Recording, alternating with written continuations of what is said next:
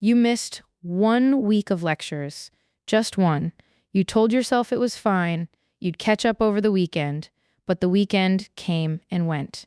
And now it's been 3 weeks, and you're sitting in class and the professor is explaining something that clearly builds on what you missed, and the words coming out of their mouth might as well be in a foreign language. You can hear them, you can see the slides, but nothing connects, nothing makes sense. And the worst part is, everyone around you seems to be following along just fine. So what happened? How did missing 1 week turn into this? Here's the answer. What you're experiencing is not a motivation problem, it's not a discipline problem, it's not even a time management problem. It's a structural learning phenomenon, and it has a name. I call it learning debt. And just like financial debt, it doesn't stay the same size. It compounds. Every single day you don't address it, it gets bigger. Not linearly, exponentially. And that's why catching up feels so impossible, because it literally is getting harder with every lecture you attend without the foundation to understand it. In this video, I'm going to show you the exact mechanism behind learning debt, why it compounds, why your brain physically cannot process new information when the prerequisites are missing. And then I'm going to give you a 4-step protocol to dig yourself out no matter how deep the hole has gotten. Let's start with the debt analogy, because it's not just a metaphor. It's structurally identical to how financial debt works. When you take out a loan, you don't just owe the original amount. You owe interest on top of it. And if you don't make payments, the interest gets added to the principal, and now you're paying interest on the interest. That's compound interest. And it's the reason people who fall behind on credit card payments can end up owing 3 or 4 times the original amount without ever spending another dollar. Learning debt works the exact same way. When you miss a concept in week 1, you don't just lose that one concept. You lose the ability to fully understand every future concept that depends on it. And in most academic subjects, almost everything depends on what came before. So missing one concept in week 1 might cost you 3 concepts in week 2, which costs you 7 concepts in week 3, which costs you 15 concepts in week 4. The debt is compounding. And just like financial debt, the longer you wait to address it, the more expensive it becomes to pay off. This is why students who fall behind often describe the experience as a snowball. It starts small, it feels manageable, and then suddenly it's enormous and moving too fast to stop. That's not a feeling. That's an accurate description of exponential growth. But to really understand why this happens, you need to understand something fundamental about how knowledge works in your brain, and that's the prerequisite chain. Most people think of knowledge as a collection of independent facts, like a bucket of Lego bricks. Each brick is its own thing. You can pick them up in any order, you can skip some and come back to them later. It doesn't matter. But that's not how knowledge actually works. Knowledge is a chain. Each concept is a link, and each link depends on the link below it. You can't understand link 5 without link 4. You can't understand link 4 without link 3. The chain is sequential. It has an order. And if you remove a link from the middle, everything above it collapses. Let me give you a concrete example. Say you're studying biology. In week 1, the professor covers cell structure, membranes, organelles, the basics. In week 2, they move to cellular respiration, which requires you to understand what happens inside the mitochondria, which requires you to understand the structure you learned in week 1. In week 3, they cover ATP and energy transfer, which requires you to understand cellular respiration from week 2. In week 4, it's metabolism and enzyme function, which requires all 3 previous weeks. Now imagine you missed week 1. Just week 1. You show up in week 2, and the professor starts talking about what happens inside the mitochondria. But you don't fully understand what mitochondria are or how they sit within the cell, so the explanation doesn't land. You get maybe 40% of it. Now week 3 arrives, ATP and energy transfer, but you only understood 40% of cellular respiration, so now you understand maybe 15% of this new material. By week 4, you're sitting in a lecture about enzyme function and you understand almost nothing. Not because the material is too hard, but because the foundation it's built on doesn't exist in your brain. That's the prerequisite chain in action. And that one missed week didn't cost you 1 week of knowledge. It cost you the entire semester's worth of comprehension built on top of it. That's compound interest on learning debt. Now here's where it gets even worse. Let's talk about what happens inside your brain when you're trying to learn new material without the prerequisites. This is the cognitive load explosion. Your brain has a limited amount of processing power available at any given moment. Cognitive scientists call this working memory, and it can only hold about 4 to 7 chunks of information at once. When you have strong prerequisite knowledge, your brain can compress complex ideas into single chunks. The word mitochondria isn't just a word. It's a compressed package containing everything you know about cell structure, energy production, and membrane function. One word, but it carries an enormous amount of meaning. That compression frees up your working memory to focus on the new concept being taught.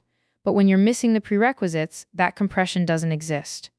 The word mitochondria is just a word. It doesn't unpack into anything. So now your brain has to simultaneously try to figure out what mitochondria are, how they relate to the cell, what they do, and also follow the new lecture about energy transfer. Your working memory is completely overloaded. It's like trying to run 10 applications on a computer with enough RAM for 3. Everything freezes. Nothing processes. You sit there for an hour and walk out having learned almost nothing. And this is what makes learning debt so vicious. The further behind you fall, the higher the cognitive load of every new lecture becomes.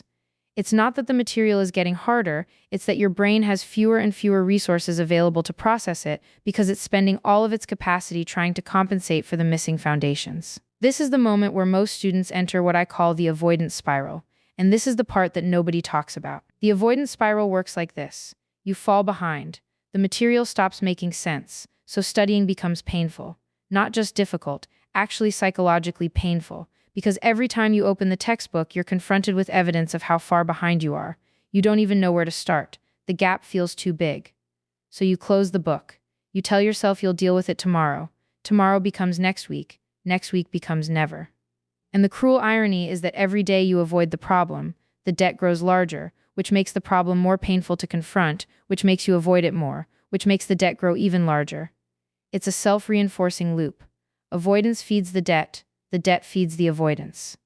And students get trapped in this cycle for weeks, sometimes months, sometimes entire semesters. Not because they're lazy, not because they don't care, but because the emotional weight of the accumulated debt becomes paralyzing. If any of this sounds familiar, I need you to hear something. You are not broken, you are not stupid, you are not lazy, you are bankrupt. You are trying to spend knowledge you don't have, and your brain is bouncing every check. That's not a character flaw, that's a structural problem. And structural problems have structural solutions. Which brings us to the fix. I call it the Debt Payoff Protocol. It's a 4-step system designed to pull you out of learning debt systematically, no matter how deep you've fallen. Step 1 is audit. Step 2 is prioritize. Step 3 is rebuild. Step 4 is sync. Step 1. Audit. Before you can pay off a debt, you need to know exactly how much you owe. Most students who are behind have a vague, terrifying sense that they're behind in everything. But that vague feeling is actually worse than the reality because your brain fills the uncertainty with worst-case assumptions. So here's what you do. Take a blank page. Write down every topic, chapter, or concept you've missed or don't understand. Be specific. Not, I'm behind in chemistry, that's useless. Instead, write, I don't understand electronegativity, I missed the lecture on molecular bonding, I can't do Lewis structures, and I don't understand how polarity works. Get granular. Map out every single piece of debt you owe. When you do this, something interesting happens. The vague, overwhelming feeling shrinks. Because now you're looking at a finite list. It might be a long list, but it's a list, it has boundaries, and things with boundaries can be tackled. Step 2. Prioritize. Not all debt is equal. Some concepts are what I call load-bearing concepts. They're the links in the prerequisite chain that everything else depends on. If you rebuild those, everything above them becomes accessible again. Other concepts are decorative. They're nice to know, but nothing else depends on them. Go through your audit list and identify the load-bearing concepts. Ask yourself, which of these missing pieces is preventing me from understanding the most other things? Those are your highest priority debts. Those are the ones you pay off first. In the biology example, cell structure is load-bearing. If you understand cell structure, cellular respiration starts to make sense, which makes ATP make sense, which makes enzyme function make sense. One concept unlocks 4. That's the one you rebuild first. Step 3. Rebuild. This is where you actually pay off the debt. And the key here is that you don't rebuild by rereading the textbook from page 1.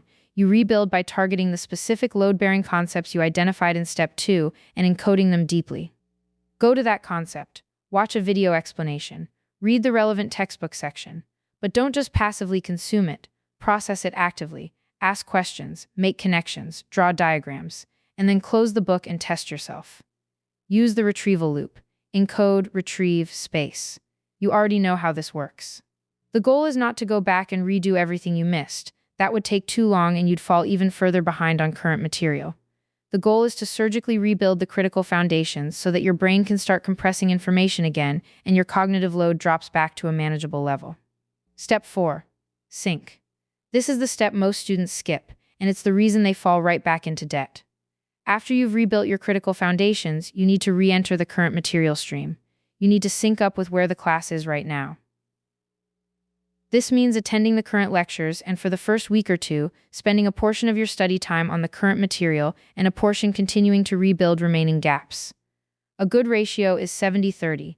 70% on current material so you stop accumulating new debt, and 30% on targeted gap filling so you continue to pay down the old debt. The goal of the sync step is to reach a state where you can follow the current lectures in real time without your brain bouncing checks. Once you can do that, you're out of the crisis. The remaining gaps can be filled gradually. Let me put this into a real scenario. Say you're 3 weeks behind in organic chemistry. Here's how the Debt Payoff Protocol works. First, you audit. You sit down and map out exactly what you've missed. Functional groups, nomenclature, basic reaction mechanisms, stereochemistry intro. 4 major topic areas. Second, you prioritize. Which of these are load-bearing? Functional groups and basic reaction mechanisms. Almost everything in organic chemistry depends on recognizing functional groups and understanding how electrons move in reactions. Nomenclature is important, but not load-bearing. Stereochemistry builds on reaction mechanisms, so it can wait. Third, you rebuild. You spend 2 focused sessions, maybe 3 hours total, deeply encoding functional groups and basic reaction mechanisms. Not passively reading, actively processing, testing yourself, retrieving from memory. By the end of those 3 hours, you've rebuilt the 2 most critical links in the chain. Fourth, you sync. You attend the next lecture. Because you now understand functional groups and reaction mechanisms, the current material starts to make sense again. It's not perfect. There are still gaps, but your brain can compress information again. Cognitive load drops. You're back in the game. Over the next 2 weeks, you allocate 30% of your study time to filling in nomenclature and stereochemistry while keeping up with the current material. Total recovery time? About 2 weeks of targeted work. Compare that to the alternative, which is continuing to avoid the problem and ending the semester understanding nothing. Now here's the final principle I want to leave you with. The cheapest time to pay learning debt is immediately. The moment you don't understand something in a lecture, the moment you miss a class, the moment you feel that first flicker of confusion, that is when the debt is smallest and cheapest to pay off. 10 minutes of same-day review can prevent 10 hours of future catch-up. This connects directly to everything we've covered on this channel. The forgetting curve shows you that memory decay starts within minutes. The retrieval loop gives you the tool to prevent it. The 3 brain modes tell you how to encode deeply so the prerequisites actually stick. Learning debt is what happens when all of those systems fail simultaneously. But now you know how to prevent it, and if it's already happened, you know how to fix it. So if you're sitting here right now, 3 weeks behind, drowning in a class you used to understand, know this. The hole is not as deep as it feels. The debt is not as large as your anxiety is telling you. And the Debt Payoff Protocol can get you out. Audit what you owe, prioritize the load-bearing concepts, rebuild them surgically, and sync back up with the current stream. Start today, even if it's just the audit step. Just writing down what you owe will cut the anxiety in half. If this framework helped you, subscribe, because every video on this channel gives you another tool to become the kind of learner who never gets stuck. I'll see you in the next one.